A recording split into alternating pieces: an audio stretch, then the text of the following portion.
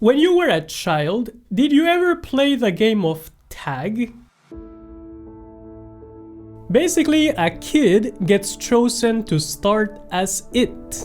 The job of this kid is to chase the other kids and tag someone else by touching them.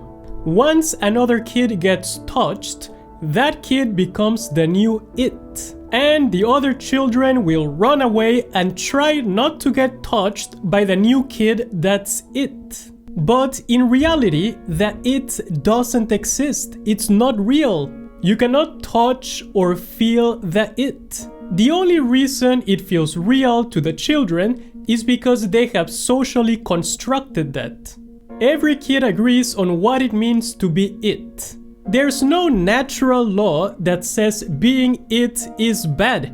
It's just a socially constructed shared understanding between them. But that's what triggers their behavior of running away from the other kid. In international relations, we can see something similar. The way countries act, how the international system works, and what we think is normal in international politics is also shaped by socially constructed ideas. Constitute an axis of evil. It's not just the material reality, the physical things that we can touch, like military power, that affects how countries behave. It's also the invisible social reality. Why is it that one nuclear weapon from North Korea is considered more dangerous than 200 nuclear weapons from France?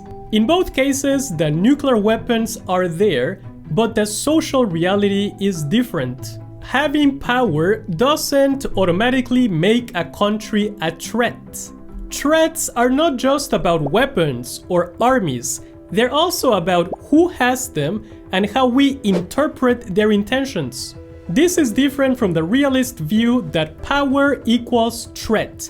More weapons equals more danger, because you can never be 100% certain of future intentions. Countries feel safe with some strong countries, but not with others. This is shaped by a country's reputation, history, relationships, identity, which are all socially constructed things.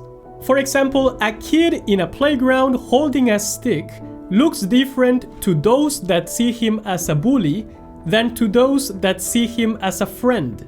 The international system is also socially constructed. A country exists because people believe in its existence. There's no natural law that says that a country exists. If all the kids at the playground said, "Let's stop playing the game," and agree that the game is over, the game ends. The rules of the game, the roles of the children, and the idea of being it, all of that disappears. If all the people in a country, including the people in power in government, stop believing in the existence of a country, then the country stops existing. It only exists because people agree on its existence and respect it. You cannot touch a country. You can touch a mountain or a river, but not a country. A country is a mutual, socially constructed agreement. In both the game of tag and international relations, that agreement only works if everyone goes along with it. The international system of anarchy, which is the most central concept of international relations, is also socially constructed. Anarchy means that there's no higher authority above countries that can enforce laws or have the power to end fights between countries. This affects the behavior of countries. Some countries see this from a realist perspective as dangerous and try to balance by increasing their power capabilities. Others see this from a liberalist perspective as an opportunity to cooperate, to try to mitigate the effects of anarchy.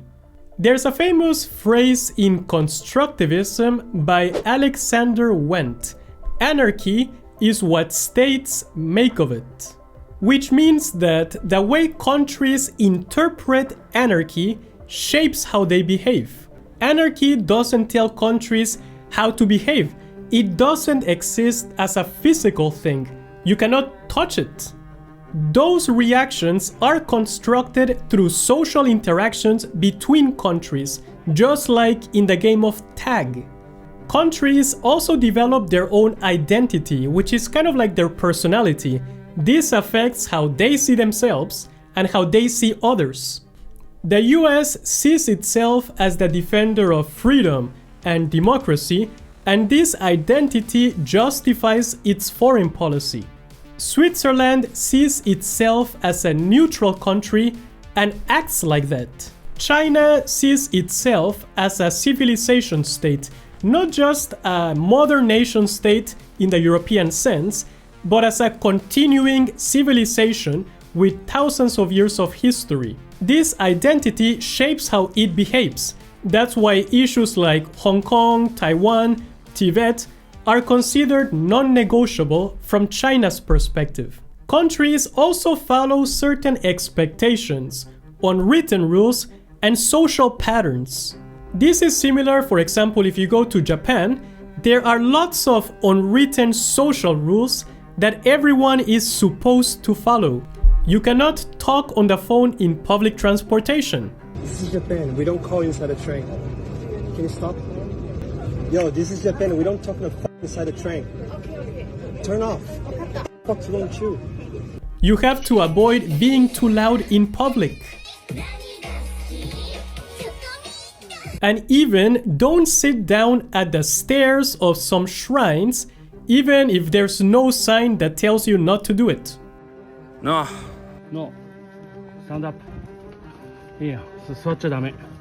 Just like social rules guide individual behavior, countries also have their own behavior rules that they're expected to follow.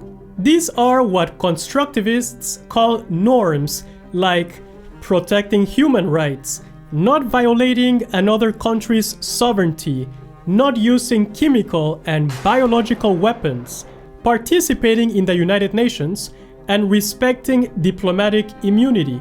How can these criminals raid the Mexican embassy in Ecuador? It's not possible. And there is no doubt that an essential international norm has been violated. Chemical weapons have been used. Countries follow those rules the same way people in Japan follow those social rules, because that's considered the appropriate social behavior in Japan.